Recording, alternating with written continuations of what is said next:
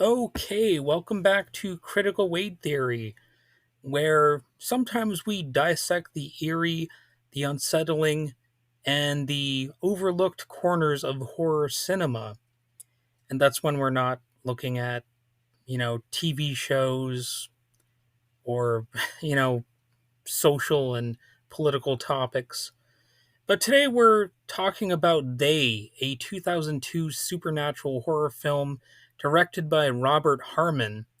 You might remember the marketing leaning hard on From Wes Craven or Wes Craven Presents. But heads up, Craven's name was mostly promotional here. He wasn't creatively involved, as far as I know. And They isn't a film that rocked the box office or thrilled the critics. In fact, it was mostly panned, but it's carved out a quiet little cult following thanks to its psychological edge, creepy atmosphere, and a plot that hits on something primal: fear of the dark and fear of what we bring with us from childhood. So, I'm going to get into the plot a little bit here, so if you don't want to get those details, then I guess I awkwardly have to tell you to, you know, turn this episode off. But I think most of you are prepared, so here we go. They follows Julia Lund, played by Laura Reagan.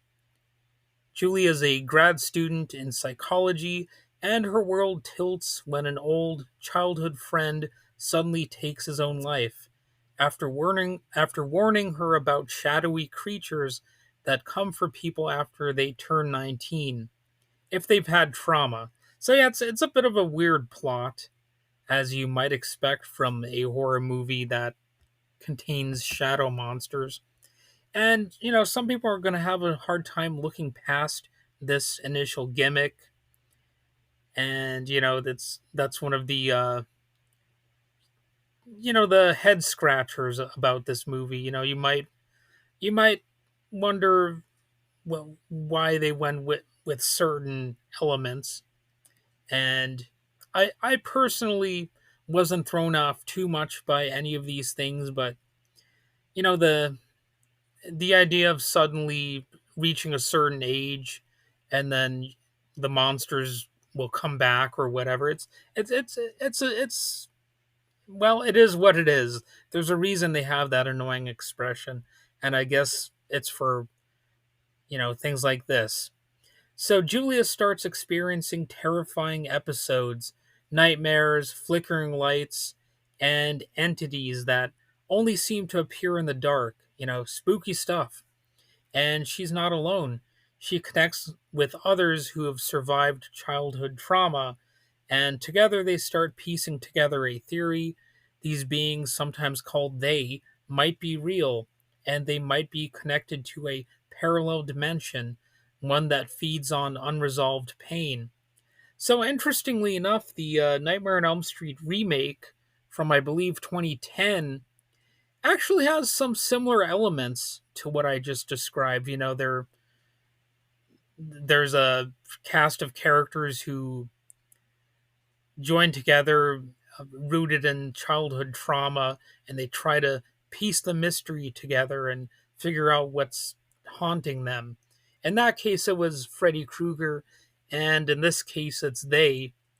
And you know, Robert Englund probably uh, is better than any of the monsters in this movie, and he was better than the Freddy version in that movie. But I guess I'm getting sidetracked here a little bit. So the creatures themselves, you barely see them. They're just flickers, shadows, noises in the dark. That whole routine. It's more suggestion than spectacle, an artistic choice that some viewers loved and others hated. The non-specific movie monster, it's a divisive type of monster. It reminds me of the Blair Witch Project. Some people hate that movie because the witch is, or the hypothetical witch, is never entirely clear. And You do kind of see these monsters here and there a little bit, but it's more subtle than overt. And yeah, the ending is bleak. It's ambiguous. It's not a victory, not a resolution, just a final question mark. And that is yet another reason somebody might not like this movie. So, let's talk about the themes here. This film digs into childhood trauma, isolation, paranoia, all that fun stuff. The blurred line between mental illness and supernatural experiences is another aspect too, and yet again, it's something you can find in the Nightmare on Elm Street franchise. And the idea that joy is a choice, but terror is a visitor, it might be something you can find as a theme in this movie too. The characters, they try to lead joyful lives. You get the sense that they would be normal if they didn't face, the whatever sort of trauma they faced. And there's a moment where the characters wrestle with whether they're just broken or actually being uh, hunted, And that tension, that's where the film lives. Well, I guess there's more than one moment like that, but I guess you could say each character has those sorts of issues that they're dealing with. And the reception, I kind of hinted at this before. The critics called it derivative. The creatures, they might be repulsive, but unoriginal and maybe too vague. The story, some people said that it lacked depth.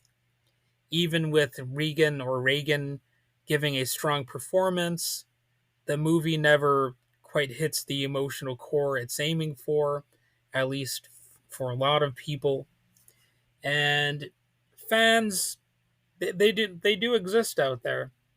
Especially fans of moody, low budget horror. They have found something here with this movie. It scratches the same itch as American Horror Story, perhaps, or The Babadook, exploring psychological trauma through horror tropes. Boy, that was a tongue twister. I said trauma because it's right next to the word through in my notes here. But they flopped financially. This movie wasn't successful. Uh, Maybe it did rebound with the advent of streaming. I'm not sure, but it was a failure at the box office. It was released in November of 2002. It came and went quietly, kind of like they themselves. Only I, I guess they do create havoc, so I don't know how quiet you could say they are when they inspire fear and panic in others. But they're relatively, you know, I guess silent killers or whatever you want to call them. The studio pushed Craven's name as part of this, but the creative and identity of the film didn't land. And yet it still lingers. You can watch it. I watched it to review it, and it's actually not that bad of a movie. I would I would recommend it if you're not that picky and if you're just looking to put something on. And who knows, maybe you'll find something unique in they that some others don't. So here's the real question: is they a forgettable horror flick with shadowy monsters and vague world building? Or is it a more atmospheric attempt to explore the monsters that follow us from childhood into adulthood? Maybe both, and maybe that's the point, I guess we can all have our different opinions on movies like this. So basically, that's it for my review of They. If you've seen They, tell me, was it a hidden gem or better left in the dark?